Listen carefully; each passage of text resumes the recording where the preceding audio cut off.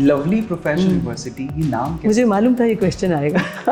मिठाई वाला कैसे एजुकेशन में बिल्कुल, आएगा? नाम में क्या रखा है, काम करो। लोगों को फेथ था, विश्वास था लवली के नाम पे। जो गवर्नमेंट यूनिवर्सिटीज थी, आसपास कॉलेजेस थे, तो उनका एक डिफरेंट तरीका था काम करने का। अब हमारा तरीका, हम कुछ और चाहते थे अपने आप से। यानी हमारे प्रधानमंत्री ठीक कहते हैं बिल्कुल कि बजाय रिजर्वेशन को देखने के अपने आप को स्किलफुल बनाओ, बिल्कुल बजाय हाथ फैलाने के अपने आप को कारीगर बनाओ। परफेक्ट, कि आप बच्चों को किस हद तक जाके मोटिवेट कर सकते हैं। आपने एक स्पीच में बोल दिया, अच्छा मोटिवेशन हो गई, बट क्या आप उसके बियॉन्ड, उसकी फैमिली लेवल पे जाके, उसके करियर को देखते हुए उसको कैसे आप इम्पैक्ट कर सकते हैं। कोई नवा लारा ला के सानू रोल जा, झूठे आवे एक झूठ और बोल जा, कोई नवा लारा ला के सानू रोल जा।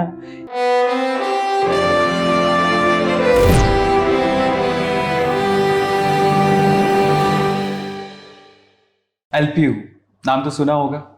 एक ऐसी यूनिवर्सिटी जिसने एजुकेशन और स्टूडेंट वेलफेयर के फील्ड में बहुत अच्छा काम किया है, जिसकी वजह से गवर्नमेंट ऑफ इंडिया ने उसे यूनिवर्सिटी ऑफ एक्सीलेंस का अवार्ड भी दिया है। इसके अलावा ये यूनिवर्सिटी इंडिया की टॉप 50 यूनिवर्सिटीज में शुमार है। इसके अलावा इनके एलुमना में नाम आता है नीरज चोपड़ा का, the golden man in fact we can say, and Shehnaaz Gill as well. इतने इन्फ्लुएंसिंग पीपल, इतने इन्फ्लुएंसिंग लोग यहाँ से निकले हैं, यहाँ से पढ़ाई करके निकले हैं। और आज मुझे मौका मिला है यहाँ पर उनके मेन कैंपस जालंधर में आकर उनके प्रो चांसलर से कम्युनिकेट करने का, पॉडकास्ट करने का। आज हमारे साथ हैं वन एंड ओनली मिस रश्मि मित्तल। आज उनके साथ हम लोग दी अरविंद अरोड़ा शो के एपिसोड शूट कर रहे हैं। उनसे बहुत सारे सवाल करेंगे। सबसे खास बात, इनको CEO मैगजीन ने द मोस्ट इन्फ्लुएंशियल वुमेन का खिताब दिया है। Please welcome miss Rashmi Mittal. Thank you so much. First of all, the most influential women. पहले मैं इस अवार्ड के बारे में बात करना चाहता हूँ, बिकॉज ये जो लाइन है, मोस्ट इन्फ्लुएंशियल वुमेन, बहुत बड़ी बात है।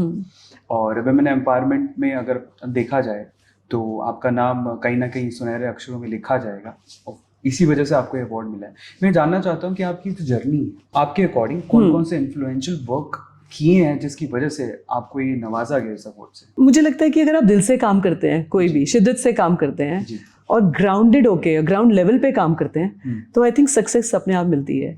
सो अगर मेरी जर्नी भी देखेंगे, जब से मैंने स्टार्ट किया अपना करियर, चाहे वो एज फैकल्टी किया, फिर एज स्मॉल एडमिनिस्ट्रेटर किया, तो धीरे धीरे बिगर रोल्स मिलते रहे। बट हर में आई थिंक एक ही इच्छा होती थी कि कैसे बच्चों के फेसेस पे स्माइल्स लाएं और कैसे कंट्रीब्यूट कर सके उनकी ग्रोथ में।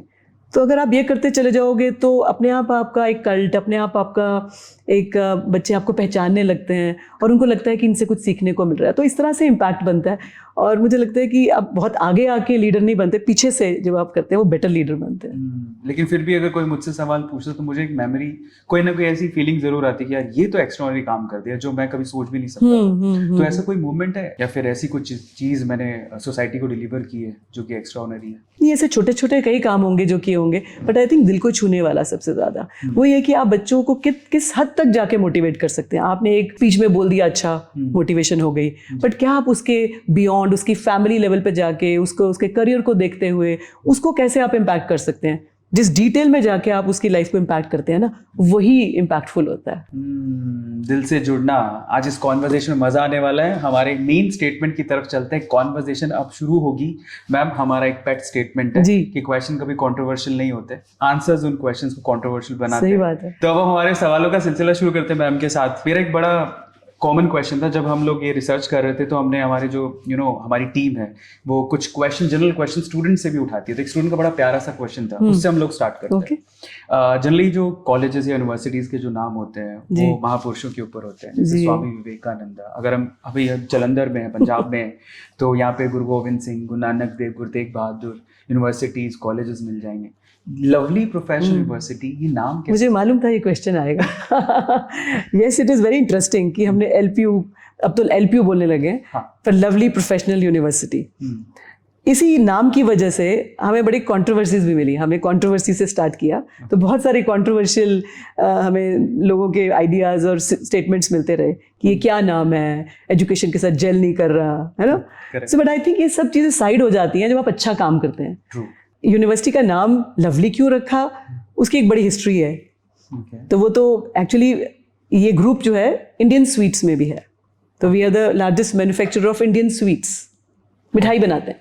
सो ये भी बहुत बड़ा कंट्रोवर्शियल पार्ट था कि अरे भाई अब हलवाई लोग क्या अब यूनिवर्सिटी खोलेंगे तो फिर वो डिग्री बेचेंगे. So these kind of statements we heard from people, but कभी ध्यान नहीं दिया इस तरफ कि नाम से क्या होता है. हमेशा यही था कि नाम में क्या रखा है, काम करो. तो क्योंकि वो उस बिजनेस में थे और वो अच्छा चलता था, लोगों को फेथ था, विश्वास था लवली के नाम पे, तो इसलिए यूनिवर्सिटी भी, कॉलेज भी उसी नाम से स्टार्ट किया. पहले एक नाम ट्राई किया, जब सब लोगों ने कहा, लोगों की बातों में आए, तो लगा कि नहीं कुछ और नाम रखते हैं, तो हमने उसका इंडियन इंस्टीट्यूट ऑफ मैनेजमेंट नाम रखा. जब हमने मैनेजमेंट प्रोग्राम स्टार्ट किया, लोगों को पता ही नहीं था कि कौन आया ये. एलपीयू में, जलंधर में, पंजाब में सब जानते थे, लेकिन जब वो लिखा कि प्रमोटेड बाय लवली ग्रुप, तब suddenly people recognised and realised the importance of this university and college. So that's how फिर ये नाम चलता रहा, और फिर लोगों की परवाह किए बिना ये नाम आज भी चल रहा है. क्या बात है. वैसे मैम का बड़प्पन है, ये बड़ी बात है. मैम कहती है नाम में क्या है, काम पे ध्यान दो, लेकिन मुझे ऐसा लगता है कि ये लवली जो नाम है बेसिकली उससे काफ़ी ज़्यादा रिकग्नाइज करते हैं, बिल्कुल स्टैंड आउट करता है ये नाम, बट काम से भी रिकग्नाइज करते हैं. आज हम लोग इस पॉडकास्ट में क्या करने वाले हैं, क्वेश्चंस हमने शुरुआत कर ली, बात करेंगे स्टूडेंट वेलफेयर की, बात करेंगे एजुकेशन की, बात करेंगे फ्यूचर ऑफ एजुकेशन की एज वेल, यूथ की प्रॉब्लम्स की बात करेंगे. मैम को बहुत ज़्यादा समझ है, उनकी नॉलेज हम लोग निकालेंगे इस पॉडकास्ट में. आपने कहा, एक और मेरे क्वेश्चन दिमाग में आया अचानक से कि इनिशियली आपको बहुत प्रॉब्लम्स आई जी कि एक मिठाई वाला कैसे एजुकेशन में बिल्कुल. आएगा.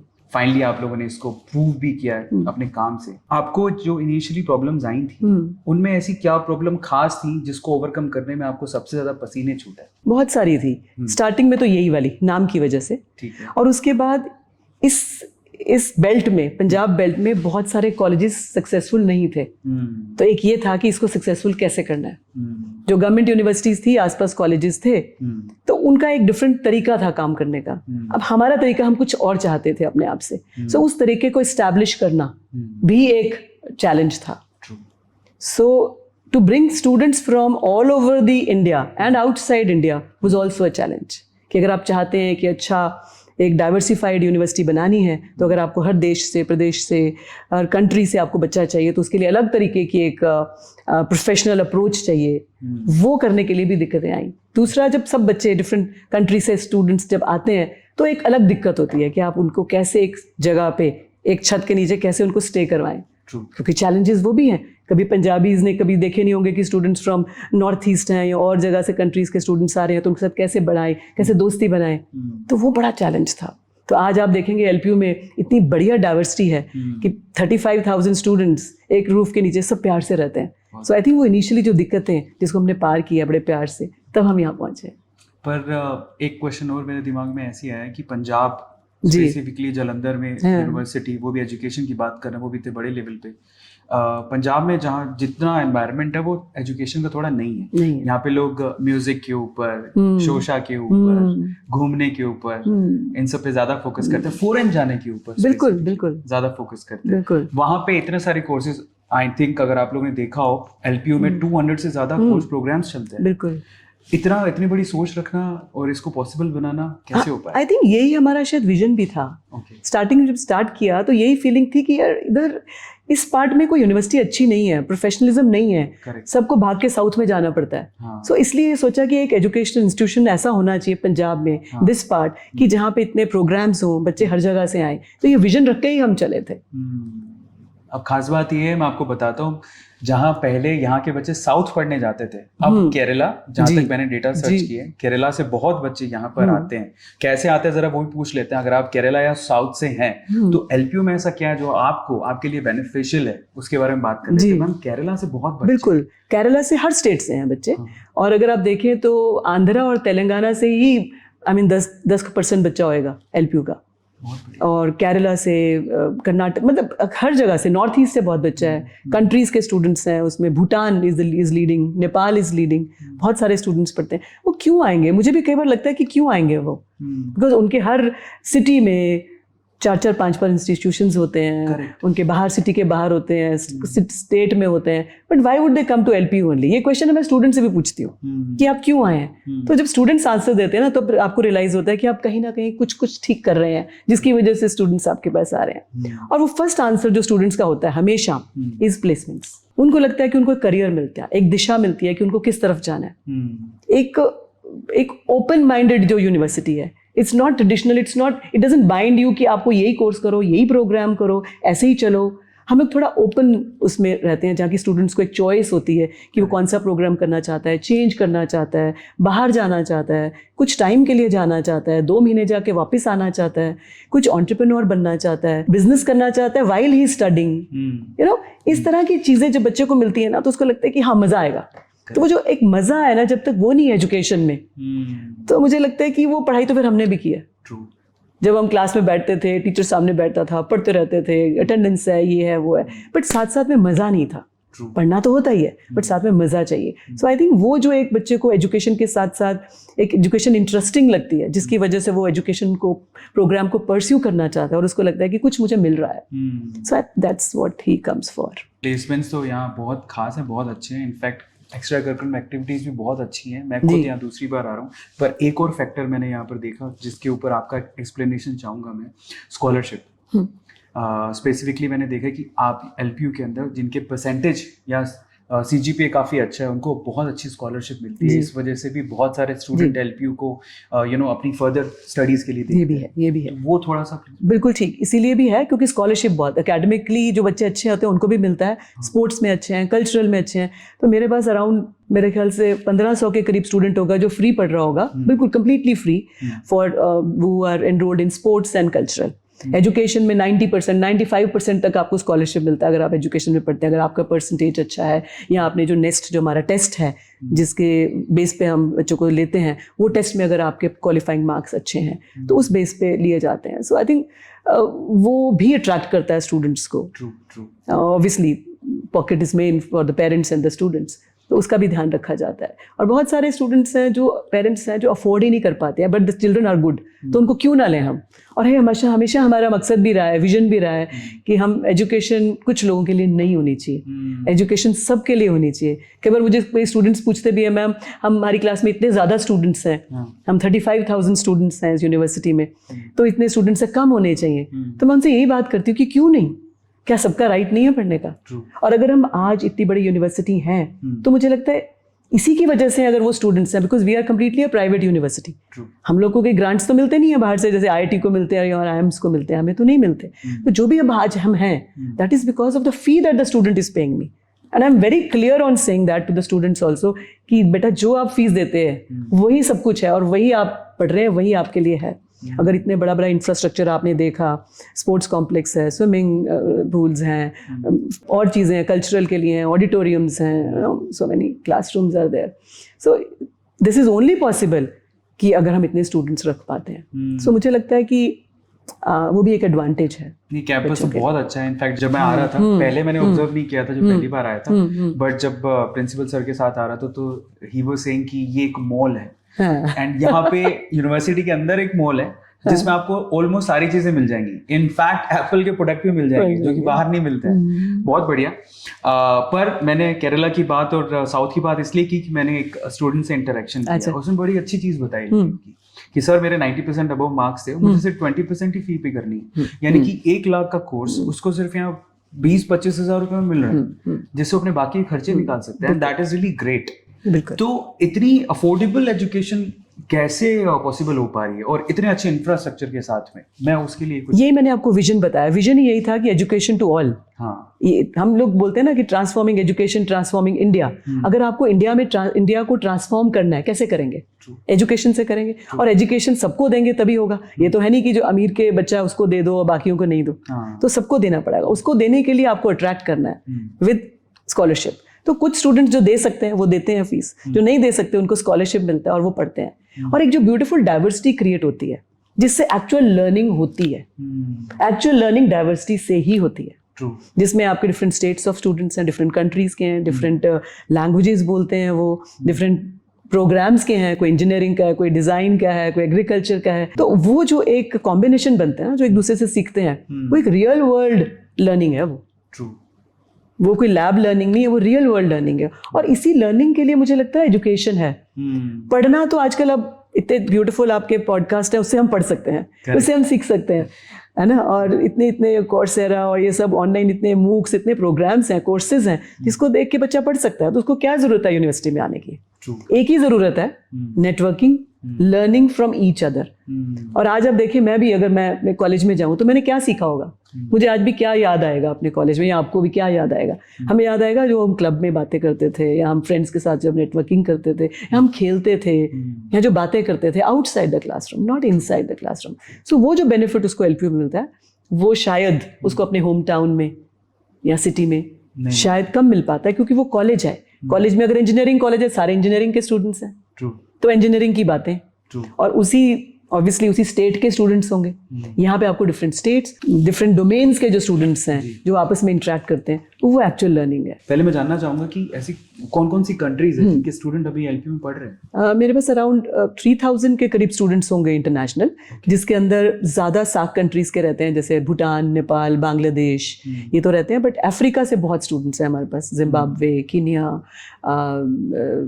घाना और नाइजीरिया एंड बहुत मंगोलिया, तो other than South African countries also the students are there.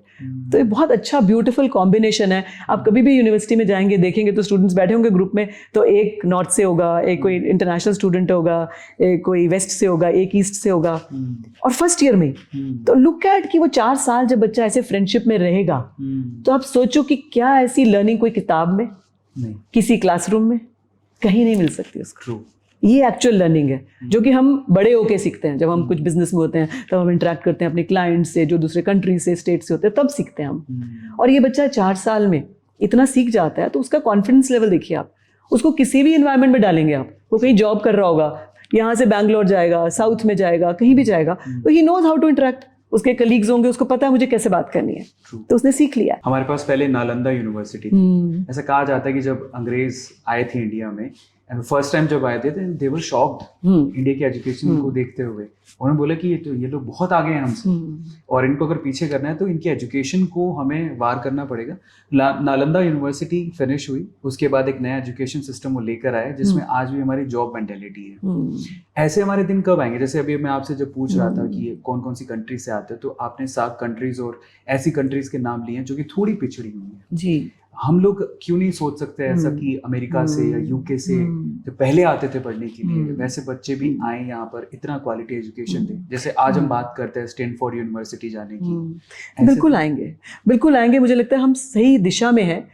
अगर इंडियन यूनिवर्सिटीज इसी तरह से स्ट्राइव करती रहें, मुझे नहीं लगता कि हमें कोई नालंदा होने से रोक सकता है, तक्षशिला होने से रोक सकता है। बट हमें सिर्फ, अभी भी देखो जो स्टूडेंट्स जाते हैं हमारे, जब इंडियन स्टूडेंट्स जब बाहर पढ़ते हैं, हाउ वेल दे डू। जितने companies, best of the best companies of the world, उनके सीईओज आप देखेंगे उठा के, तो वो इंडियन स्टूडेंट्स हैं। तो क्यों, अच्छा तो कर रहे हैं। और बहुत सारे लोग चाहे यूरोप से, अमेरिका से, आज भी स्पिरिचुअलिटी के लिए किसको ढूंढते हैं? इंडिया में आते हैं वो, because they feel, they believe कि इंडिया में जो स्पिरिचुअल नॉलेज है वो है, तो इसलिए वो यहाँ आते हैं। तो कहीं ना कहीं वो रास्ता तो है, आवाजाही तो है, उसको सिर्फ हमने स्ट्रेंथन करना है कि हम किस तरह से। अभी योगा के प्रोग्राम्स में आप देखिए, there are lot of international students who would join yoga programmes. तो कहीं ना कहीं वो आवाजाही है, लेकिन उसको सिर्फ हमने अपने कुछ प्रोग्राम्स को स्ट्रेंथन करना है। इंडिया इज नो लेस, और आजकल तो वैसे ही it's getting super power status. So हमें सिर्फ अपने आप में कमी थी कि अपने आप पे बिलीफ कम था इंडिया में, हम लोगों को अपने आप में।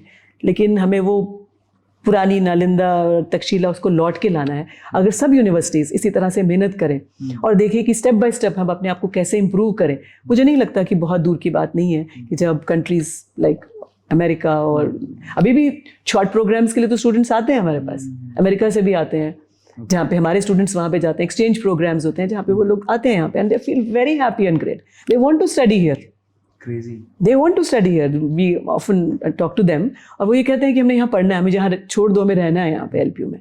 बहुत बढ़िया। तो हम लोग फिर से विश्व गुरु बन सकते हैं, उसकी तरफ जा रहे हैं, और मैम भी ये सोच रही है। और अगर ये विजन पॉसिबल हुआ तो ऑब्वियसली एलपीयू के एफर्ट से भी हो सकता है जी। अब हम अगले सवाल की तरफ चलते हैं, थोड़ी स्टूडेंट्स की प्रॉब्लम के ऊपर बात कर लेते हैं। 2020 में फिर से एजुकेशन पॉलिसी चेंज हुई। पहले तो मैं उसके बारे में जानना चाहता हूँ कि आपको क्या लगता है वो कितना रिलेवेंट है? मैं सबसे पहले अपने I want to thank government of India कि इन्होंने जो नेशनल एजुकेशन पॉलिसी जो इस बार बनी है, इट्स ब्रिलियंट, बहुत ही अच्छी है। हम लोग इस पे पहले ही काम कर रहे थे, LPU was already doing it, लेकिन हमारे लिए बड़ा इजी हो गया अब, क्योंकि पॉलिसी आ गई है। पहले हम कुछ कहते थे फैकल्टी को कि हमने स्किल पे कुछ प्रोग्राम्स करने हैं जो कि तुम क्लासरूम टीचिंग से उसको चेंज कर दो, क्लासरूम टीचिंग ना करो, हम बच्चे को बाहर भेजेंगे और वो सीख के आएगा स्किल, उसके बेसिस पे उसको मार्क्स दे दो, यहाँ से कर दो। तो टीचर्स बोलते थे नहीं नहीं ये तो हो नहीं सकता, ये तो गलत है, नो यूजीसी क्या कहेगी, गवर्नमेंट हमें ये कहेगी, बहुत सारे ऐसे रिस्ट्रिक्शंस हमें फेस हुए स्टार्टिंग में। लेकिन अब तो एनईपी है, तो हम बोलते हैं कि देखो यहाँ लिखा है ना, तो अब बड़ा इजीली हम उसको कर पाते हैं। सो जैसे हम लोगों ने पहले स्टार्ट किया था कि किस तरह से आप अपने कोर्सेज चूज कर सकते हैं, किस तरह के आपको एक इंजीनियरिंग अगर स्टूडेंट है वो कितने कोर्सेज आउटसाइड हिज करिकुलम वो करता है, चाहे वो योगा है, चाहे वो फोटोग्राफी है, चाहे वो एंटरप्रेन्योरशिप है, वो इतने कोर्सेज वो कैसे कर पाता है, is because of those kind of openness जो उसको मिलती है कि वो कोर्सेज में से चूज कर सके। सो ये भी हम एनईपी पॉलिसी हमें बता रही है। सो मुझे लगता है कि बहुत गवर्नमेंट ने ये बहुत अच्छा काम किया है, जिसकी वजह से एटलीस्ट स्ट्रक्चर हो गया है, एटलीस्ट ये हो गया है कि सभी यूनिवर्सिटीज और इंस्टीट्यूशंस को ये करना पड़ेगा। सो अब हम फोकस हो गए हैं और आई एम श्योर जो हमने पहले भी बोला कि हम उस तरफ बढ़ रहे हैं। फिर यानी हमारे प्रधानमंत्री ठीक कहते हैं बिल्कुल कि बजाय रिजर्वेशन को देखने के अपने आप को स्किलफुल बनाओ, बिल्कुल, बजाय हाथ फैलाने के अपने आप को कारीगर बनाओ। परफेक्ट, क्या बात है। बट जो पॉलिसी अभी आई है जी, आपके हिसाब से आपको क्या लगता है कि उसमें और कौन से 2 या 3 चेंजेस करे जाने चाहिए जिससे फ्यूचर और अच्छा होगा? देखो चेंजेस तो हमेशा आते ही रहने चाहिए। जनरेशन स्मार्ट हो रही है, तो उसकी वजह से हमें भी स्मार्ट होना पड़ेगा उनको पढ़ाने के लिए। सो आई थिंक गवर्नमेंट उस चीज़ पे सोच भी रही है। बट कुछ ऐसी चीज़ें हैं जो मुझे लगता है कि और की जा सकती हैं। जैसे एक्रेडिटेशंस करते हैं हम, जैसे रैंकिंग्स होती हैं, तो रैंकिंग्स में आने के लिए आपको कुछ स्ट्रक्चर होता है, वो आप फॉलो करते हैं, तो उसमें काफ़ी चीज़ें यूज़ हो जाती हैं, उसमें आप बन जाते हो, तो आप एक लेवल पे आ जाते हो। जैसे एलपीयू का है, टाइम्स हायर एजुकेशन रैंकिंग्स हैं, या इम्पैक्ट रैंकिंग्स हैं जिसमें सेकंड है एलपीयू इंडिया में। तो इस तरह की रैंकिंग्स में जब आप आते हैं तो आपके कुछ पैरामीटर्स हैं जिसमें आप फुलफिल कर ही लेते हैं। लेकिन उसके अलावा बहुत सारे ऐसे पैरामीटर्स हैं जो शायद उस तरह की रेटिंग्स में नहीं है। जैसे स्पोर्ट्स है, बहुत कम है उसमें। आप देखेंगे कहीं पर भी एनआईआरएफ रैंकिंग या नैक में भी कहीं पर भी स्पोर्ट्स को बहुत इंपॉर्टेंस नहीं है। सो लेकिन एलपीयू ने उसको बहुत से, जैसे आपने नीरज चोपड़ा का जिक्र किया, या और हमारे हॉकी के स्टूडेंट्स थे जो हमारे टीम में थे, जो जब हमने मेडल जीता इस बार इतने सालों के बाद इंडिया के लिए, और या हमारे पैरालंपिक्स में भी हमारे स्टूडेंट थे यहाँ। तो ये हम तभी कर पाए कि हमने 2008 की बात है, जब मैं अपने बेटा, जो मेरा बेटा यूएस में पढ़ता था, उसके कॉलेज में गए हम लोग, तो देखा कि वहाँ पे यूनिवर्सिटीज़ में से सारे जो स्पोर्ट्समैन निकल रहे हैं। तो फिर हमने सोचा कि हम क्यों नहीं। तो उस टाइम से आई थिंक 2009 में हमने फर्स्ट पॉलिसी बनाई थी जिसमें हमने highest degree of scholarships was given to sportsman. फिर हमने वो किया, फिर हमने इंफ्रास्ट्रक्चर स्पोर्ट्स का बनाया, और फिर काफ़ी इन्वेस्ट किया उसमें कि नहीं स्पोर्ट्स को आगे लेके जाना है। तो देखिए उसके रिजल्ट्स हमें मिले। बट जो रैंकिंग्स हैं उसमें स्पोर्ट्स का वो कम है। तो मुझे लगता है अगर हम वो करेंगे तो हम देश के लिए और मेडल्स ला पाएंगे, यूनिवर्सिटीज़ और कॉन्ट्रीब्यूट कर पाएंगी। एक तो ये मुझे लगता है करना चाहिए, और एक कहीं ना कहीं मेंटल हेल्थ जो अब बहुत इशू बड़ा बनता जा रहा है। Every third child, every third person you meet has some anxiety, some stress, और जो भी आप उसको नाम देना चाहें, कहीं ना कहीं कंफ्यूज्ड है वो बिकॉज ऑफ सोशल मीडिया और वट एवर, इतने ऑप्शंस उसके पास है, वो क्या करे और क्या नहीं करे, दिक्कत में है। आई थिंक उसके लिए भी हम कुछ स्ट्रक्चर्ड, वैसे हमने रखा हुआ है, we have a school of happiness, हमने एलपीयू में है, जिसके अंदर स्टूडेंट्स अपनी कोई भी ग्रीवेंस, कोई प्रॉब्लम्स है उसको सेट कर सकते हैं। वी हैव साइकोलॉजिस्ट है हमारे पास 7 से 8, जिसमें वो स्टूडेंट्स को काउंसिल करते हैं। सो इस तरह की चीज़ें हैं, बट उसके लिए भी हम और गवर्नमेंट कर सकती है। दूसरी प्रॉब्लम है प्लेसमेंट। उसने जैसे तैसे एडमिशन लिया, स्टूडेंट कोई भी है जी, अपना हार्ड एंड मनी, इनफैक्ट उनके पेरेंट्स का बहुत मुश्किल से अलाउ करते हैं, लेकिन जब वो एजुकेट होकर निकलता है, डिग्री उसके हाथ में, लेकिन फिर भी उसको प्लेसमेंट नहीं मिला, उसको कहीं जॉब नहीं मिली। इसके बारे में एलपीयू क्या कर रहा है? देखिए प्लेसमेंट्स के लिए एलपीयू बहुत कुछ कर रहा है। मैं आपको बताती हूँ स्टार्टिंग में, प्लेसमेंट्स मतलब सिर्फ जॉब्स नहीं है। Okay. पहली बात तो है उसमें हम हमेशा ये बोलते हैं कि करियर इंपॉर्टेंट है। अगर आप इन्फ्लुएंसर हैं, दिस इज ऑल्सो करियर, है ना। तो आप उस दिशा में बढ़े, चाहे आप इंजीनियरिंग करने के बाद ही पढ़े, लेकिन एक आपको एक लर्निंग हुई जिससे आपने सोचा कि मुझे ये करना है। उस तरफ बढ़ने के लिए अगर आपकी यूनिवर्सिटी आपको हेल्प करती, अगर वो बोलती कि okay what do you want to become, अगर उस टाइम आप बोलते कि मुझे इन्फ्लुएंसर बनना है और उस तरह से वो आपको व्लॉगिंग या और ब्लॉगिंग या और चीज़ें सिखाते, so I think you would have been a better क्या अब तो आप हैं बिकॉज आपने एक्सपीरियंस ले लिया। बट एक आपके जैसे जो न्यू कमर है उसको इस तरह का एडवांटेज मिलेगा। सो ये हमने किया है अभी फर्स्ट ईयर में ही है कि एक स्टूडेंट एक पहले डिसाइड करता है कि मुझे कौन से प्रोग्राम में एडमिशन लिया है, उस हिसाब से वो इंजीनियरिंग, ऑब्वियसली अगर इंजीनियरिंग किया है तो इंजीनियरिंग तो करनी ही है, उसके अलावा वो क्या करना चाहता है, what he wants to be in product management, he wants to be in service, he wants to be in some other field, किस में जाना चाहता है, उस हिसाब से उसको क्या स्किल लेना चाहिए। उसका कम्युनिकेशन अच्छा होना चाहिए, उसका से अगर वो एंटरप्रेन्योर बनना चाहता है तो उसको कुछ सीड मनी उसके पास होनी चाहिए, कोई उसके पास कोई बिजनेस आइडियाज़ होने चाहिए, ये सब होना चाहिए उसको। तो वो सब लिखता है कि मुझे ये भी करना चाहिए, second priority, third priority, he would write that. और उसके बाद वो देखता है क्या स्किल सेट वो बनाता है अपने लिए, फिर टीचर उसको वेट करता है कि ठीक है तुम्हें अगर 50-60 लाख का पैकेज चाहिए तो तुम्हें प्रोडक्ट कंपनी में जाना है तो तुम्हारे को ये स्किल सेट भी होना चाहिए। अब तुम देखो समर में, विंटर में, क्लासेस में कैसे करोगे, उसको डिवाइड कर दिया जाता है। अब 8 सेमेस्टर्स में वो कैसे कैसे कब कब करेगा, इन नो टाइम तीसरे साल में इनफैक्ट तीसरे साल में तो कंपनीज आ जाती हैं, तो उसके हाथ में वो सब स्किल सेट होता है, तो it becomes very easy to get a job. अगर वो जॉब लेना चाहता है, अगर एंटरप्रेन्योर बनना चाहता है, दैट टू ऑल्सो कि वो उसको स्टार्टिंग में ही एक सीड मनी, ओके पहले आइडिया जनरेशन, फिर एक छोटी सी सीड मनी देते हैं कि चलो तुम्हें 1 लाख रुपया दिया, तुम आइडियाज लेने के बाद आइडिया सेलेक्ट हुआ, आइडिया अच्छा है, सो आप छोटा छोटा करके उसको यूनिवर्सिटी में इंप्लीमेंट करिए। आपने देखा होगा कैंपस में वी हैव दिस कियोस्क्स हैं या छोटे छोटे कैफेटेरियाज हैं, they are run by students. काफी कियोस्क जो आपने देखे 10 बाय 10 के हैं, they are run by students, और उसमें से कुछ कियोस्क हमने एलपीयू के हैं जो कि हमने स्टूडेंट्स को दे रखे हैं कि जब वो चला जाता है बच्चा फिर वो जूनियर को दे देता है। सो दैट वे वो सीखता है। तो जब उसने वो अपना छोटा बिजनेस कैंपस में ही जमा लिया तो बाहर जाके उसको पोजीशन करना बड़ा आसान हो जाता है। तो इस तरह का हो गया। और बाकी अगर आपको कोई गवर्नमेंट जॉब करनी है तो उसके लिए अगर आपको तैयारी कराई जा रही है, जैसे आई एम वेरी हैप्पी कि अभी हमारे कल ही इनफैक्ट स्टूडेंट्स मेरे पास आए थे, उनके साथ पिक्चर हुई मेरी। तो जो कि एजुकेशन के बच्चे, नॉर्मली हम कहते हैं एजुकेशन में तो जी कम प्लेसमेंट्स हैं ना, BEd MAd टीचर्स ही हैं। सो अब एलिजिबिलिटी टेस्ट होता है वहाँ का, टीचर एलिजिबिलिटी टेस्ट जो होता है, अगर 50 बच्चे थे उसमें से 39 स्टूडेंट्स ने वो क्रैक किया।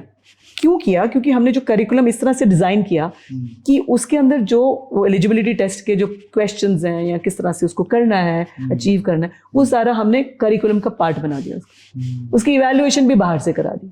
क्या बात। तो वो स्टूडेंट कहता है कि मुझे लगा कि मैं जो जैसे असाइनमेंट दे रहा हूँ वही वैसे मैंने बाहर टेस्ट दिया and he could crack that. So इस तरह के छोटे छोटे चेंजेस करके मुझे लगता है कि हम उसको करियर की तरफ उसको पुश करते हैं कि अगर आपको फोटोग्राफी करनी है तो अगर आपने एक इलेक्टिव लिया है फोटोग्राफी का, उसके साथ आप फोटोग्राफी में क्या करना चाहते हैं, वर्कशॉप्स करनी है तो वो उसको दी जाती हैं। या अगर आपको उस कैमरा खरीद के आप उसको कोई यूनिवर्सिटी के अंदर कोई प्रोजेक्ट लेना चाहते हो, आप यूनिवर्सिटी का प्रोजेक्ट भी या बाहर का प्रोजेक्ट भी, and how do you make money. Ultimately तो वैलिडिटी उसी से आनी है। अगर आपने लैब में कुछ कर भी लिया, अगर आपको उससे पैसा नहीं मिल रहा है या आपको कुछ रिकग्निशन नहीं मिल रही, तो आपको कभी भी नहीं लगेगा आप सही रास्ते में हैं। अगर आपने व्लॉगिंग की, आपने कुछ बनाया, कंटेंट बनाया और आपने सेल किया और वो बिक गया, पैसा मिल गया आपको, तो आपकी सही दिशा में जा रहे हो आप। सो दैट इज एक्चुअली मुझे लगता है करियर, जो कि अब वो 4 साल के बाद नहीं, वो पहले साल से ही शुरुआत करनी पड़ती है। फाइनली बात ये है कि जॉब ओरिएंटेड मत बनो, अल्टीमेटली आपको पैसा ही कमाना है, जिसके जरिए बहुत सारे जो एलपीयू में सपोर्ट होते हैं। तो आप जब यहाँ पर आते हो तो आपके एक्स्ट्रा करिकुलम के अलावा आपको सपोर्ट किया जाता है। 2020-2030 बोला जाता है, ऐसा माना जाता है कि इंडिया में स्टार्टअप डिकेड है। तो और मुझे बड़ा अच्छा लगता है जब मैं यंग यूथ से बात करता हूँ, जो हमारे टाइम में तो हम सोचते 10-20 हज़ार की नौकरी मिल जाए बहुत है, लेकिन आजकल के बच्चे 100 करोड़ 200 करोड़ फंडिंग की बातें करते हैं, स्टार्टअप की बातें करते हैं। सिनेरियो बहुत चेंज हो गया है। और आपने भी कहा कि आप उसको सीड फंड कर रहे हो 1 लाख रुपए। तो पहला तो ये सिनेरियो आपको कितना वैलिड लगता है, उसके प्रोज एंड कॉन्स क्या है, और दूसरा आप एलपीयू उसमें कैसे हेल्प करते हैं? देखो प्रोज कॉन्स तो चलो हर चीज़ के होते ही हैं, उसमें यही होता है क्योंकि आप इसमें सोशल मीडिया बहुत इन्फ्लुएंस करता है। जैसे वो बोलते हैं कि आपको कॉलेज ड्रॉप आउट होना चाहिए तभी आप अच्छे एंटरप्रेन्योर्स बनते हैं, ऐसे कहा जाता है ना। तो स्टूडेंट बोलता है ओह पहले तो मैं ड्रॉप आउट ही करूँ फिर देखूंगा आइडिया। सो इस तरह की चीज़ें भी रहती हैं, ये इसके कौन हो सकते हैं। बट बहुत सारे स्टूडेंट्स इसका फ़ायदा उठाते हैं। वो सोचते हैं कि ओके अभी 4 साल मेरे पास हैं, क्लासेस आपकी 5 बजे खत्म हो गई, तब आपने 5 बजे के बाद क्या करना है? There is lot of time now. Social media में है, उस तरह के आजकल मूक्स हैं जहाँ पे वो क्लासेस मूक्स में लेके और उस तरह की वो अपनी ग्रूमिंग करता है। या आसपास सपोज होटल मैनेजमेंट का स्टूडेंट है, I give you an example, वो क्या करेगा 5 बजे के बाद आसपास होटल्स हैं, 5 स्टार होटल है कोई, तो वहाँ चला गया, रेडिसन में चला गया, and he does a job, कोई वेडिंग हो रही है तो वहाँ पे अपनी सर्विसेज देता है वो। ठीक है, तो वो जब वो एक्चुअल क्लाइंट के ऊपर काम करेगा, सर्विस देगा, उसकी लर्निंग कितनी डिफरेंट होएगी। ठीक है ना। और फिर वो सोचेगा कि ओके अगर ये 5 स्टार है, okay he might learn the ideology कि हाँ मैं खुद का अपना रेस्टोरेंट क्यों नहीं बना लेता। उसका जो माइंड है ना वो खुलता है, बिकॉज उसके फ्रेंड्स हैं, से वो इंजीनियरिंग का स्टूडेंट है, उसका फ्रेंड है MBA का, वो बोलते हैं ठीक है मैं हम 4 मिलके let us start this small restaurant, some restaurant in the campus. When LPU is giving me all that advantage, शाम को करिए, आप एक स्टाफ रखिए, सैटरडे संडे को वो चलाइए अपना, और आपको पता भी चलता है कहाँ वीक है, टीचर्स प्रोफेसर के पास शाम को जाओ, पूछो सर मैंने क्या गलती किया क्या नहीं, उसी टाइम आपकी इंप्रूवमेंट होती है। सो इस तरह के जो मॉडल्स है ना, मुझे लगता है कि ओपननेस है जो कि आइडियाज़ को लेके, और स्टूडेंट्स भी हमारे पास कोई आइडिया लेके आए, मैम हम ये कर सकते हैं, व्हाई नॉट।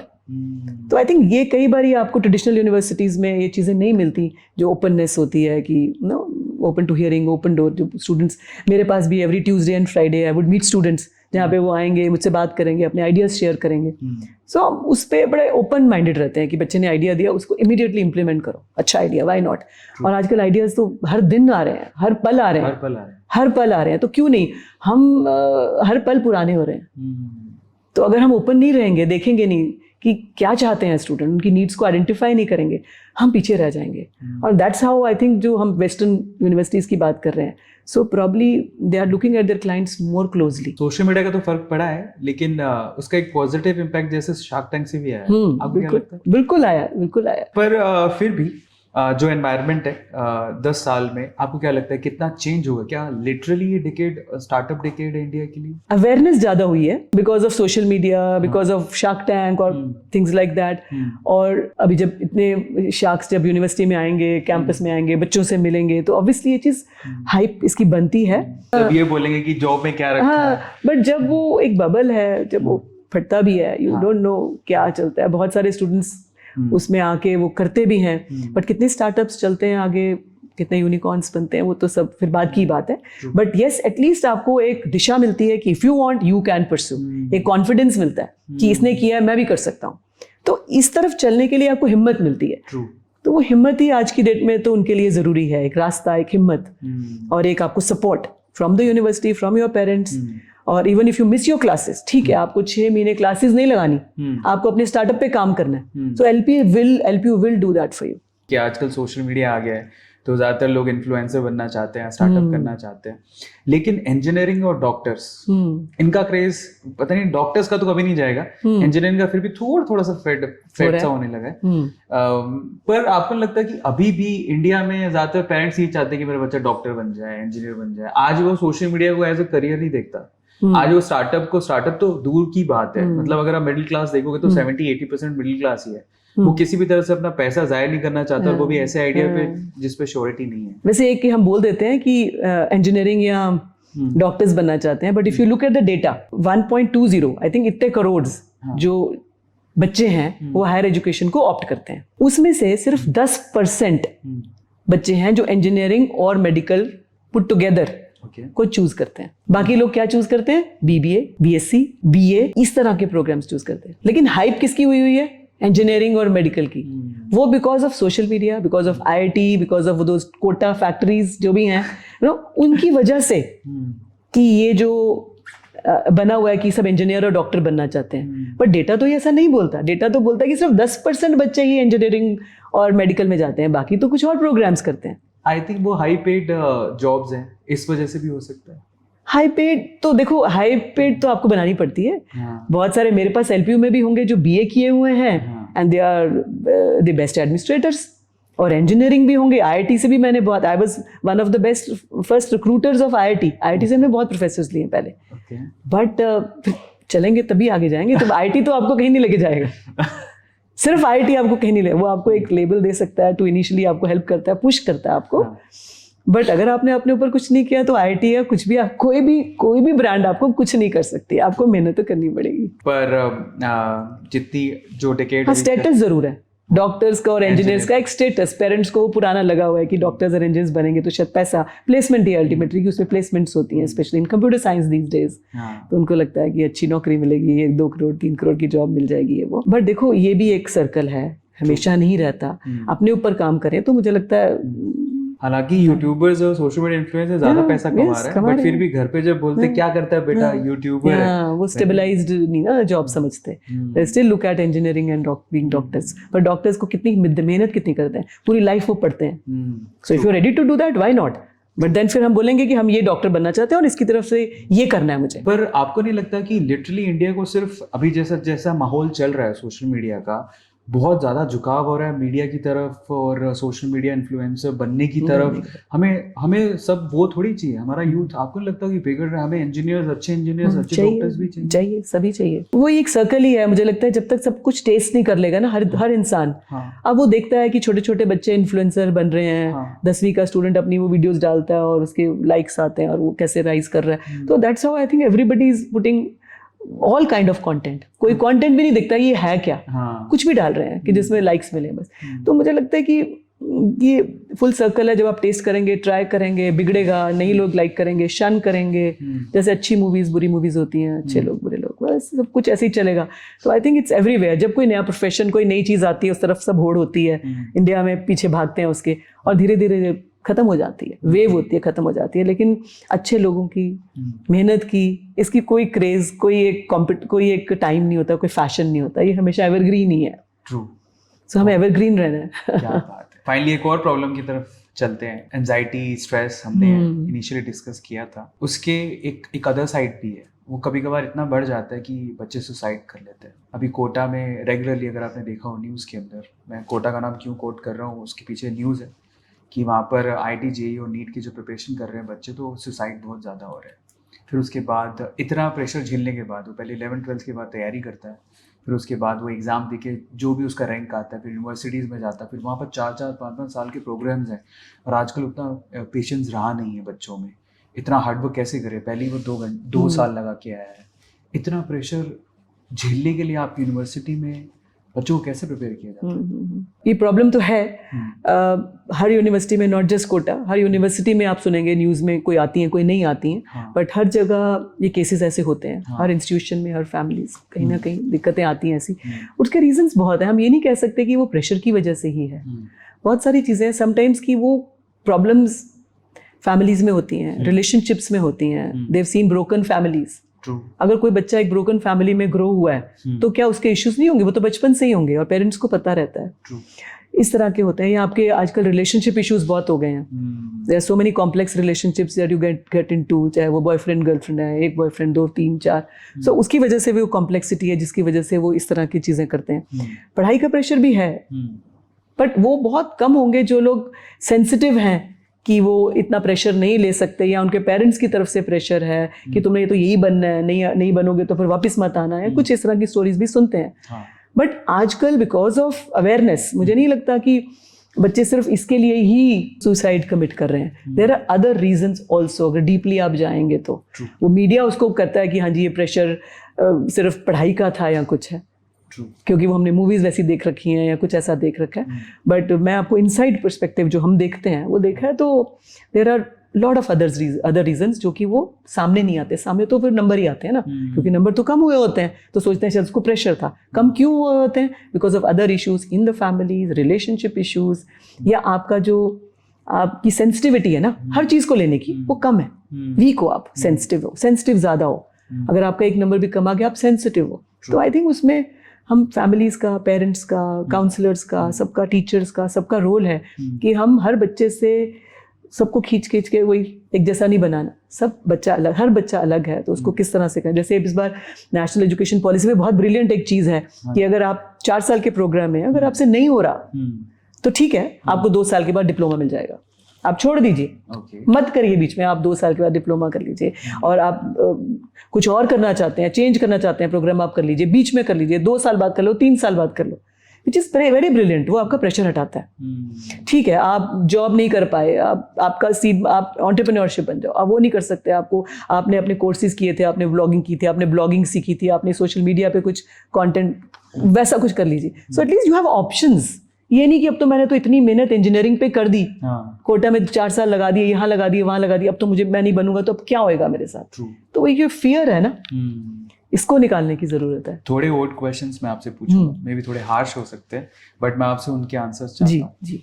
पहला तो हमारी एजुकेशन सिस्टम में जो कि बिल्कुल भी सेपरेट, वी कैन से कि सेपरेट नहीं है पॉलिटिक्स से, कहीं ना कहीं पॉलिटिक्स हमारे जो एजुकेशन सिस्टम को बनाने वाले जो पार्टीज हैं, उनमें भी जो लीडर्स हैं बेसिकली, उनका एजुकेशनल बैकग्राउंड इतना सॉलिड नहीं है, वो हमारी पॉलिसीज बनाते हैं।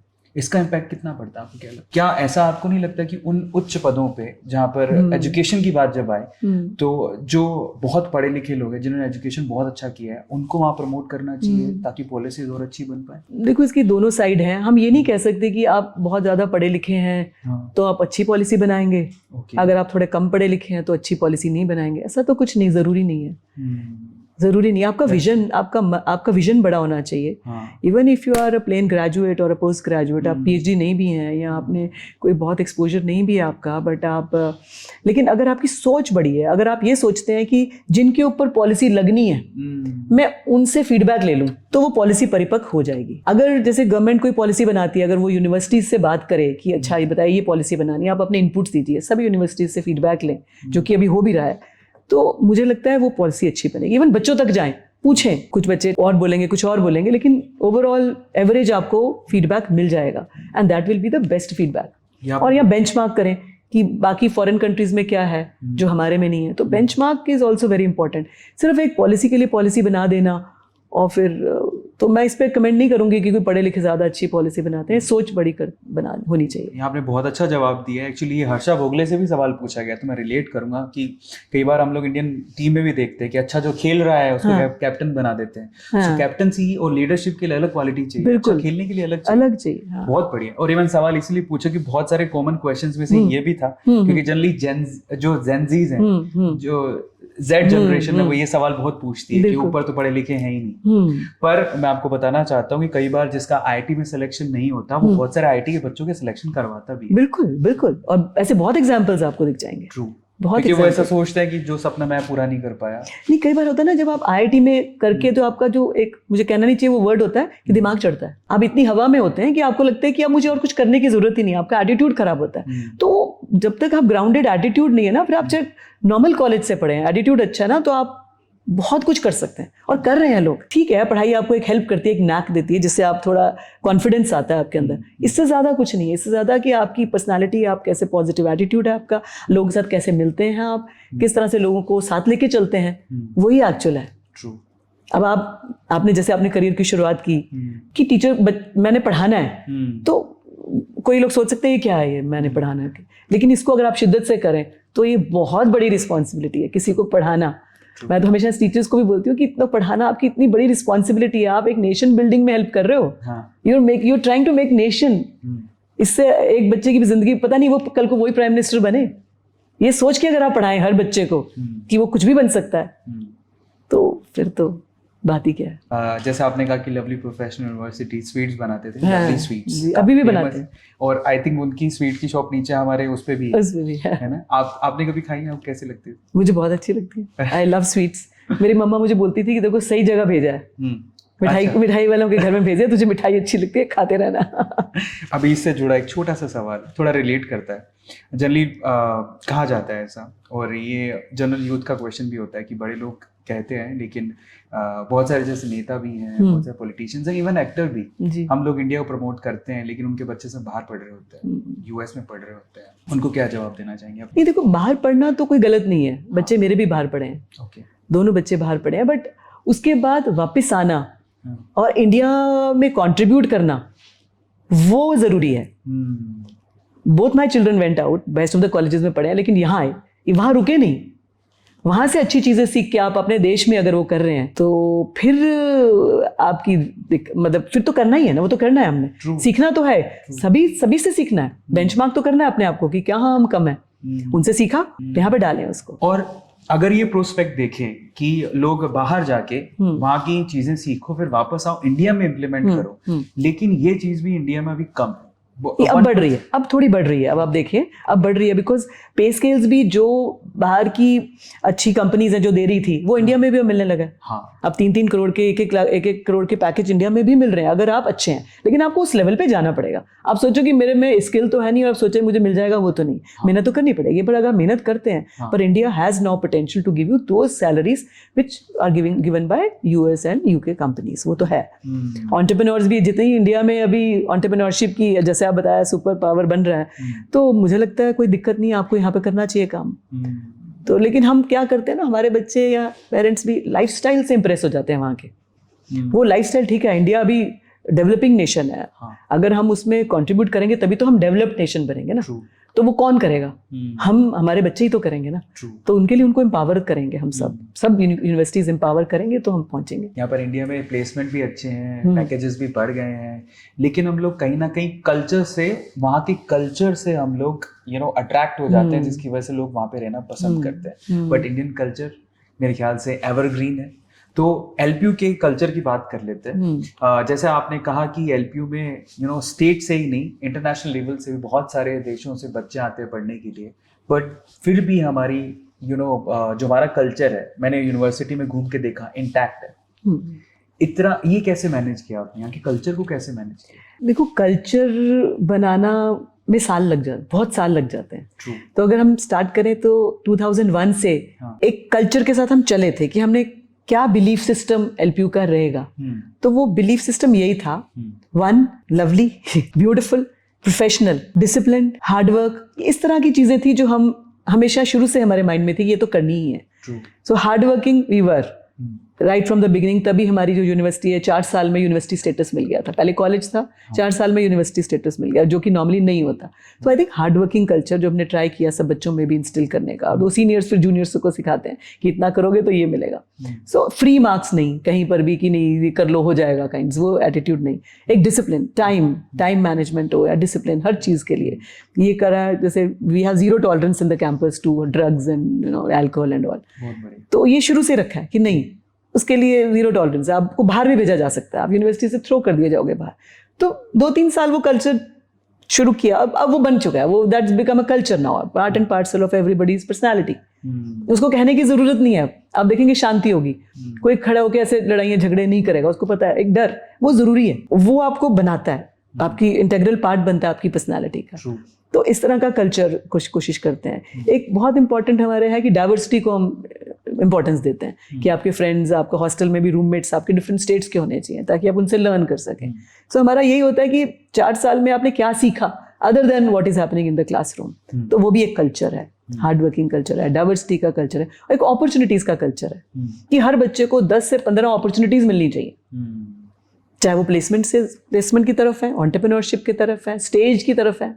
अगर आपको सिंगर बनना है, आपको डांसर में, आपको कोई म्यूजिक में कोई इंस्ट्रूमेंट सीखना है, तो 5 बजे के बाद we have special building called DSW, student welfare division. पूरे बिल्डिंग है वो dedicated to division of student welfare, जहाँ पे आप फुल डे, आप वहाँ पे एक्सपर्ट्स हैं, फ्री ऑफ कॉस्ट आप उनसे कुछ भी सीख सकते हैं। क्लब्स हैं, सोसाइटीज हैं, स्टूडेंट ऑर्गेनाइजेशंस हैं, जिसमें स्टूडेंट्स अपनी ऑर्गेनाइजेशन के CEO हैं, तो वो उसको चलाते हैं। उसमें उनकी एडमिनिस्ट्रेटिव स्किल्स भी आती हैं, स्पोकन स्किल्स भी आती हैं, आपको किसी के साथ रहना भी आता है, टीम बिल्डिंग भी आती है, ये सारी चीज़ें आप सीख पाते हो। अभी हमारे थोड़े दिन बाद ही नासा एक बहुत बड़ा एक इवेंट होता है जिसके अंदर 4 से 5 हज़ार स्टूडेंट आता है आर्किटेक्चर के, लेकिन everything is managed by the students now. So I think वो ये भी हमारा एक कल्चर है जिसके अंदर हम बच्चों को एक फैमिली की तरह ग्रूम करते हैं। सो आई थिंक वो अपने आप बना है, लेकिन अब उसको हम साथ लेके चलते हैं। That is become our strength now. और प्लस अपॉर्चुनिटीज में ये बहुत है कि अगर आप, अब बहुत सारे स्टूडेंट्स हैं हमारे जो टीवी शोज पे चाहते हैं। Lot of my students you will see जिन्होंने ये जो इंडिया गॉट टैलेंट, मुझे नाम भी नहीं याद होंगे, बहुत सारे ये जो कौन सा होता है सिंगिंग वाला, इंडियन आइडल, ये जितने भी आप नाम लेंगे उसमें सभी एलपीयू के स्टूडेंट्स वहाँ गए हुए हैं। अभी one of my student he met Ranveer Singh also, so he was one, उनका कोई शो आता था उसमें he was there. So academics में आप देखेंगे हैकेथॉन्स हैं, जितनी ये इतनी अपॉर्चुनिटीज जो देता है ना एलपीयू। और ये नहीं कि अगर आप इंजीनियरिंग के स्टूडेंट हैं तो आपको इंजीनियरिंग की ही पर से आपको अपॉर्चुनिटी मिलेगी, you can be in any field. I think opportunities का जो कल्चर एलपीयू दे पाया है, तो इसकी वजह से भी बहुत स्टूडेंट्स अट्रैक्ट भी होते हैं और वो एक डिफरेंट तरह के इंसान भी निकल के आते हैं, बिकॉज उसको सोसाइटी की भी वैल्यू करनी आती है। उसको लगता है कि मेरे आसपास जो व्हील चेयर पे स्टूडेंट हैं, because every year we take free admissions लेते हैं हम काफ़ी व्हील चेयर पे स्टूडेंट्स जो हैं, तो वो उनके साथ कैसे रहना है, उनके साथ कैसे काम करना है। सो एक ह्यूमन बीइंग तो अगर आप अच्छे नहीं हैं तो कोई फ़ायदा नहीं है कोई डिग्री लेने का। कोई फ़ायदा नहीं है, कोई अच्छे इंजीनियर आप हो ही नहीं सकते अगर आपके अंदर ये सेंसिटिविटी नहीं है टू टेक एवरीबडी अलॉन्ग। एक लीडरशिप का भी फर्क पड़ता है, उसके ऊपर भी सवाल पूछेंगे, लेकिन उससे पहले मुझे इसका आंसर जरूर मिल गया कि एलपीयू के 4 पिलर्स अब क्या हैं।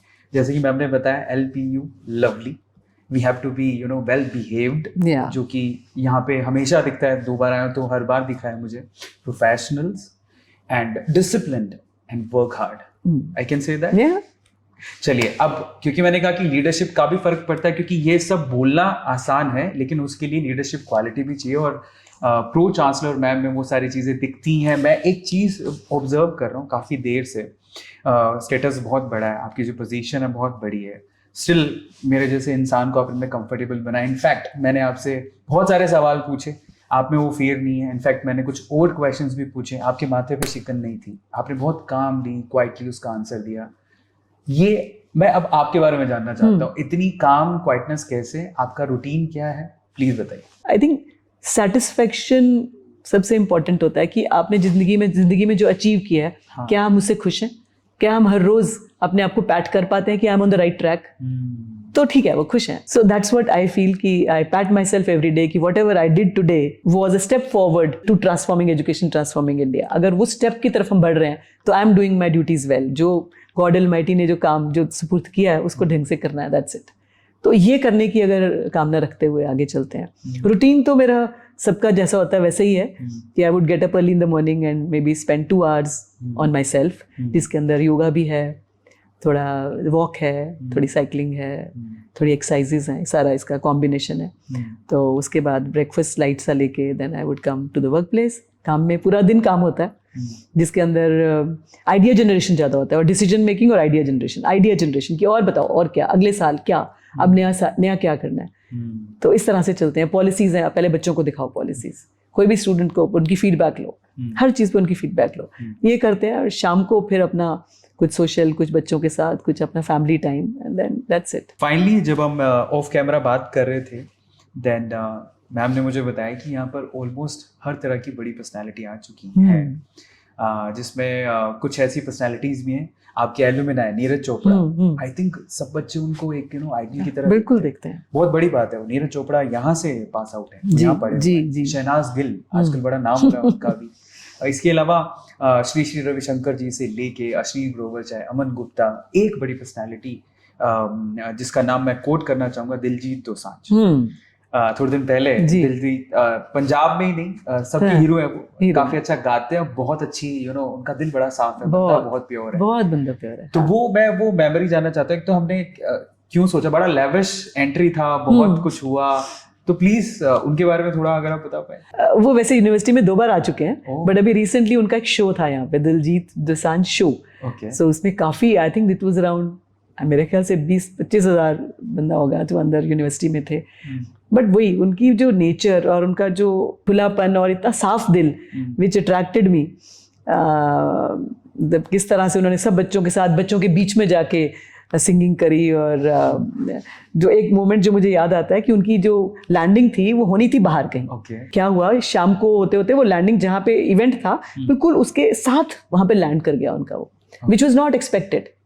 उनका जो हेलीकॉप्टर था वहाँ लैंड कर गया, और सारे स्टूडेंट्स ऑब्वियसली, इतना बड़ा नाम है तो उनकी तरफ आने लगे, and the fan was going fast और बच्चे इधर आ रहे हैं, एंड सडनली फिर हमारे हेड हैं, उन्होंने फटाफट उसको लिया और गाड़ी में पीछे से ले गए। बट दैट वाज अ बड़ा डर वाला मोमेंट भी था कि कैसे हो गया, बट इट जस्ट हैपेंड।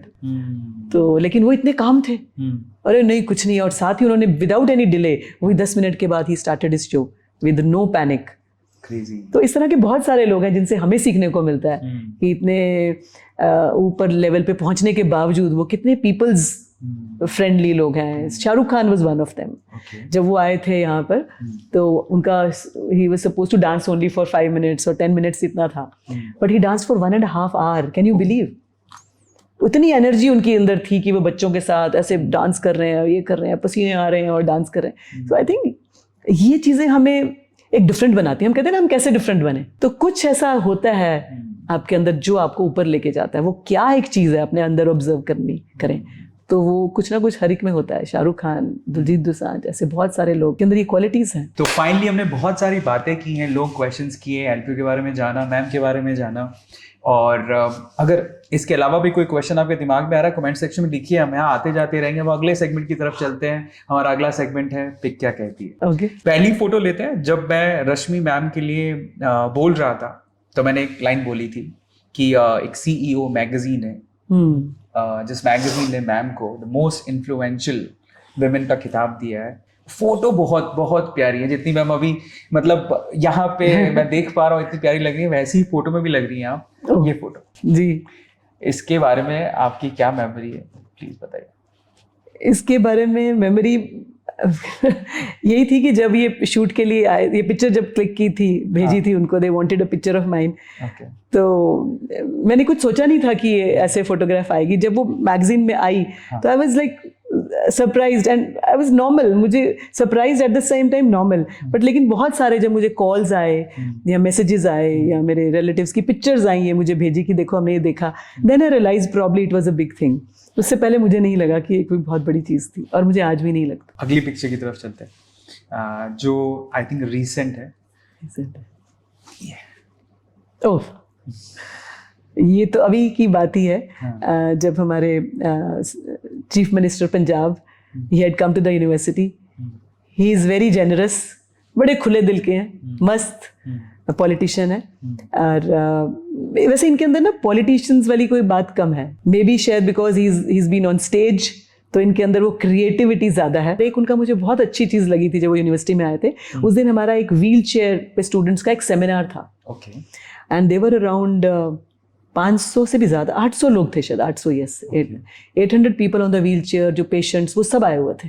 हमारा एक बड़ा अच्छा विस्तार करके एक इवेंट होता है, हर साल करते हैं हम, तो उसमें आए होते हैं। तो इन्होंने हर स्टूडेंट के साथ वहाँ पे फोटोग्राफ क्लिक करी। सबको उन्होंने साइड कर दिया, उन्होंने सबको साइड कर दिया, मतलब ग्रुप्स में किया, सबको साइड कर दिया। उन्होंने ग्रुप्स में वो सब बच्चों के साथ फोटोग्राफ्स की, जितने बच्चे भी थे, किसी को भी नहीं जाने दिया।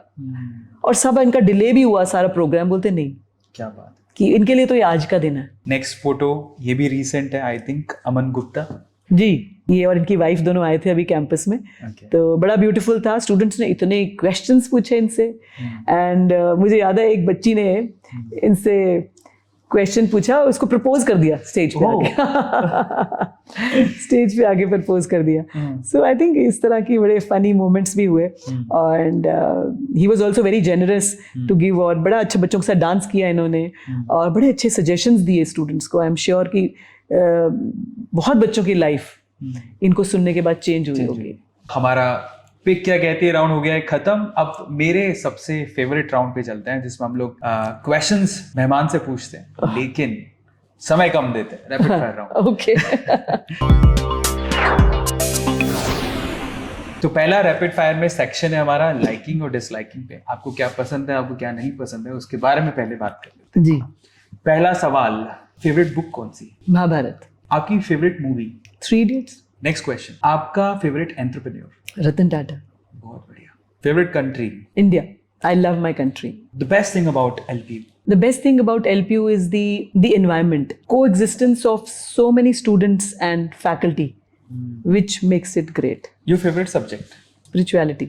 Education system बहुत सारे हैं, तो your favorite education system across the nation? Education system में मुझे सबसे अच्छा वो लगता है कि हम किसी ना किसी तरीके से अगर क्लासरूम टीचिंग को कम करके, कम से कम करके, किस तरह से हम एनवायरनमेंट से उसको सिखाएं, रियल टाइम उसको सिखाएं, जो कि हम कोशिश कर भी रहे हैं, लेकिन उसको बढ़ाएं। अभी भी उसका जो भी है 50% 60% टाइम तो क्लासरूम में जाता है। So how do we decrease the time and increase his time doing meaningful things outside, which is जो उसको एक्चुअल हेल्प करने वाली है जिंदगी में, वो कैसे बढ़ाएं? Yes or no? आपको सिर्फ yes or no में ही बताना। Okay. First question, is a university degree necessary for success according to you? No. Can anyone work part-time while attending university? Yes. in LPU? Yes. Do universities offer support services for student with disability in LPU? Of course. Yes. Absolutely. Do you think you would be a great leader? I want to be one. Do you have an embarrassing nickname? No. Next rapid fire round है 2 options, जिसमें आपको 2 option देंगे, जिसमें से एक option आपको choose करना है. First question, do you prefer large university और small university? I think a large university. Large university. Indian students और students from south countries? Both are my hearts. How can I say one? Both. Lovely sweets और lovely professional university? LPU. Lovely professional university. Aman Gupta और Ashneer Grover? Both are good. Both have their own strengths. Ashreel was very candid and the way he talks, he attracts. And Aman was very thorough with what he wanted to say. So I think both were good. Neeraj Chopra और Shehnaaz Gill? Neeraj Chopra. Next question, pro chancellor और most influential women? No, Pro Chancellor. जो एक चीज आप हमेशा मांगती हैं जब भी आप अपने घर के मंदिर पे बैठी होती हैं? How can I help people? Wow. Make me an instrument to help more and more people. एक एडवाइस जो आप हमेशा, आपके सामने अगर कोई भी आता है, कोई प्रॉब्लम आती है, तो आप जनरली उनको देते डिपेंड्स कि कौन सी प्रॉब्लम है. हाँ. बट एक चीज तो है कि रिलैक्स, चिल करो, वो वाला relax. And because it's important, कोई भी आप जब रिलैक्स्ड होंगे, फोकस्ड होंगे, तभी आप डिसीजन बेटर ले पाएंगे. जिंदगी की कोई भी प्रॉब्लम हो, जब तक हम क्वाइट, शांत नहीं होंगे, तो डिसीजन ठीक नहीं आएगा. इसलिए शांत. What is the most creative thing जो आपको लगता है कि हाँ वो मेरी आर्टिस्टिक थिंग है और आप जनरली वो करते हैं? करती नहीं हूँ, पर मुझे लगता है कि मेरी वो थिंग थी, पर अभी मैं कर नहीं रही हूँ. That was singing. I used to sing. Oh. हाँ, अब मैं नहीं गा पाती हूँ, पता नहीं क्यों, गलत है. बट गाना चाहिए. But I will surely make sure कि वो फिर से गाऊँ. क्या बात है. तो इसकी शुरुआत हम आज इसी शो से करते हैं फिर से. तो 2 लाइनें हम सुनना चाहेंगे. Okay. कोई भी आपके फेवरेट सॉन्ग की या जो भी आप सुनाना चाहें. Okay. When I was in college I used to sing Punjabi songs. हाँ. तो ठीक है, तो 2 Done. लाइन पंजाबी. 100%. अब आएगा नहीं आएगा मुझे नहीं पता, बहुत साल हो गए गाया नहीं है. ठीक है. कोई नवा लारा ला के सानू रोल जा, झूठे आवे एक झूठ होर बोल जा. कोई नवा लारा ला के सानू रोल जा, झूठे आवे एक झूठ होर बोल जा. कोई नवा लारा ला के. Thank you. क्या बात है. फाइनली हमारे रैपिड फायर राउंड यहीं पे खत्म होते हैं. सब कुछ हमने फिनिश कर लिया. बहुत सारे सवाल हमने पूछे. इंटेलिजेंस चेक करने की जरूरत है नहीं, बट एक आध सवाल हम लोग उसमें से पूछ लेते हैं. हाँ, पूछ लें आपसे. पूछिए. चलिए, इंटेलिजेंट क्वेश्चंस थोड़े बहुत. If you were running a race and pass the person in second place what place would you be now? If I pass I will be in the second position. क्या बात है. Next question. Some months have 31 days and others have 30 days. How many months have 28 days? All. Wow. All would have 28 days, of course. बढ़िया बढ़िया बढ़िया. हमारे जो president हैं उनका नाम? द्रौपदी मुर्मू. करेक्ट आंसर है. फोटो भी है इसके साथ. हम ये फोटो. यस, ये अभी रिसेंटली जब वो प्रेसिडेंट बनी थी तो हम मिलने गए थे. एंड बड़ी शांत पर्सनालिटी थी. और हमने इनसे बात की क्योंकि इन्होंने काफ़ी काम किया स्कूल एजुकेशन पे. तो हमने उस पर बात किया उनसे. तो it was a very fruitful talk with her कि किस तरह से हम आदिवासी जो जन हैं या बच्चे हैं उनको कैसे एजुकेशन के माध्यम से इम्प्रूव कर सकते हैं. उस पर हमारी काफ़ी चर्चा हुई. लास्ट एक क्वेश्चन ले लेते हैं एंड दैट इज, यहाँ पे बहुत सारी पॉलिटिकल पर्सनालिटीज आई हैं. इवन मैंने हमारे जो प्राइम मिनिस्टर हैं नरेंद्र, हाँ जी वो भी आए थे. उनकी भी फोटो देखी है. आपकी भगवंत मान जी की भी फोटो देखी, वो भी आए. मैंने राहुल गांधी को इन्वाइट नहीं किया. वो आए थे एक बार, बट कैंपस में नहीं आ पाए. वो बाहर से चले गए थे. वो उस टाइम वो उस पे थे, वो जो यात्रा कर रहे थे जब, वो पद यात्रा. उसमें then he past LPU but he didn't come inside because he had some engagement. Okay. He was supposed to come inside but आए नहीं थे वो. जब बट बेस्ट मोमेंट था जब प्राइम मिनिस्टर आए थे. Okay. जब नरेंद्र मोदी जी आए थे तो बहुत अच्छा था. जो उनका ऑरा है, जो उनका गेट है, the way he walks is very nice, बहुत ब्यूटीफुल. और इंडियन साइंस कांग्रेस करके एक बड़ा इवेंट हुआ था, उसमें वो चीफ गेस्ट थे. तब वो आए थे. उन्होंने बहुत अच्छा नारा भी दिया था LPU से. तो वो हमें आज भी हम उसको यूज करते हैं, हम याद करते हैं. स्टूडेंट्स भी मिस करते हैं. It was very nice. पर एक कंट्रोवर्शियल क्वेश्चन है, छोटा सा है। जैसे पंजाब में किसी और पार्टी की सरकार है, हाँ। जनरली जब प्राइम मिनिस्टर आते हैं वो किसी और पार्टी से बिलोंग करते हैं, पार्टी का नाम कोट नहीं करना चाहता हूँ, लोग समझ जाएंगे। तो आपको नहीं लगता कि ये कभी फेवरिंग डिसफेवरिंग कभी नहीं नहीं, एजुकेशन मुझे लगता है एक ऐसा फील्ड है, एजुकेशन यूनिवर्सिटीज में नहीं ऐसा सोचा जाता। ठीक है, किसी स्टूडेंट के या फैकल्टी के किसी के माइंड में डिफरेंस हो सकता है, बट एज अ यूनिवर्सिटी हम इस तरह से सोच नहीं सकते। तो और मुझे लगता है कि कोई भी पार्टी के जब भी वो, चाहे वो पोजीशन में हो या ना हो, जब भी वो आते हैं पॉलिटिशियंस और वो बच्चों के सब जब समक्ष होते हैं ना, तो वो पॉलिटिशियन नहीं रहते, वो हो नहीं पाते। आप इतनी ऑडियंस के सामने आप क्या पॉलिटिक्स करेंगे, क्या बात करेंगे आप? जब जो क्वेश्चंस होते हैं ना, बच्चों को इतने इनोसेंट होते हैं कि आपको वो सही आंसर ही होते हैं फिर। तो मुझे नहीं, कभी ऐसा फील ही नहीं हुआ। अभी सभी पार्टीज के आते हैं, कोई ऐसी पार्टी शायद ही होगी जिसके कोई नहीं आए होंगे, पॉलिटिशियन सब आते हैं। And touchwood we have very nice relationships and बहुत अच्छे उनके शोज, मतलब शोज कहूँगी जो टॉक्स गई हैं बच्चों के साथ। तो आखिरी सवाल की तरफ चलते हैं। मैम, आपने लिटरली बहुत, मैं जितना पढ़ा है आपके बारे में, बहुत अजीब की और ये बहुत बड़ी बात है। आप विमेंस को, विमेन एम्पावरमेंट को रिप्रेजेंट करती हैं और भगवान करे, ऊपर वाला करे आपको ऐसी ऊंचाइयाँ आप छूते रहो और एक मिसाल बनो हमारे इंडिया के लिए, विमेंस के लिए स्पेशली। बट फिर भी बहुत सारी लड़कियाँ हैं, बहुत सारे विमेन हैं जो जिनके बहुत अरमान होते हैं, बहुत कुछ कर सकती हैं, बहुत एम्पावर भी कर सकती हैं। और अगर हमें 21वीं सदी का भारत बनाना है तो उनमें विमेंस की कहीं ना कहीं ज़रूरत पड़ेगी, उनको आगे आना पड़ेगा। जो विमेन अभी घर पे हैं, जिनको खूब टैलेंट है, वो कुछ कर नहीं पा रही हैं, उनके लिए आप 3 एडवाइसेस क्या देना चाहेंगे ताकि वो परस्यू कर पाए अपने ड्रीम को? सबसे पहले एडवाइस मैं देना चाहूँगी फैमिलीज़ को, उनके पेरेंट्स को, ब्रदर्स को और हस्बैंड्स को, कि वो कैसे मोटिवेट करें, क्योंकि वो एक पावर हाउस है जो उनके घर में है, जिसको वो उसकी इंपॉर्टेंस को रियलाइज नहीं कर रहे हैं। आज अगर हम देखें इंडिया की जितनी भी मैन पावर मैं बोल रही हूँ उसको, कि वो घर बैठी है, अगर वो भी यूज़ करें, वो भी सामने आए, काम करे, तो हम देखेंगे हम इंडिया नेक्स्ट लेवल पे जा सकता है। क्योंकि घर जो मैनेज करता है ना, वो सब कुछ मैनेज कर सकता है। True, I completely believe in this. The home management is the most difficult management. True. तो सबसे पहला मेरा वही रहेगा कि do empower main at home and in the families, कि वो कैसे मोटिवेट करें, एक क्रिएट करें एनवायरनमेंट ताकि बच्चियां उसमें पढ़ सकें, कुछ काम कर सकें, वाइफ्स कुछ काम कर सकें, सिस्टर्स कुछ आगे बढ़ सकें। तो ये पहले एनवायरनमेंट क्रिएट करना है। दूसरा, अगर वो एनवायरनमेंट क्रिएट होता है, मुझे नहीं लगता फिर हमें कुछ करने की ज़रूरत है, बट येस, फिर उसमें इम्पॉर्टेंस है कि गर्ल्स या विमेन अपने आप के बारे में क्या सोचती हैं। नॉर्मली हम ही अपने आप को पुल करते हैं पीछे कि मैं नहीं कर पाऊंगी, वो बेटर कर पाएगा, मैं नहीं कर पाऊंगी। तो वो इस चीज़ से अपने आप को निकालना कि नहीं, I can also do, I will do my bit, अपना काम करते चले जाना है।